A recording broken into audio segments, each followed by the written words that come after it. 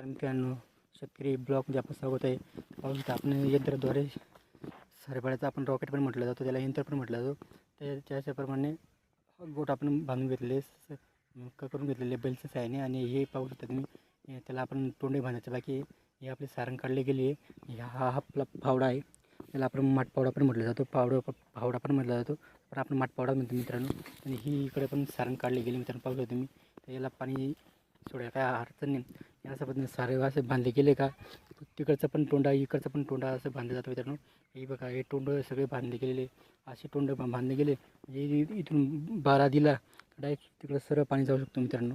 अशा पद्धतीने आपण पूर्ण बांधायचं बाकी आपले निम्म आपण बांधून घेतलेले. तिकडे आपलं मोटरचा कॉक आहे, ते कॉक चालू केलं का डायरेक्ट इकडे पाणी सरळ जाऊ शकतो मित्रांनो. अशा पद्धतीने आपण का दिवसभराचं काम केलं. आणि बाकी मित्रांनो, व्हिडिओवरती लाईक शेअर करा, आमच्या चॅनल सबस्क्राईब करा. जय जवान जय किसान.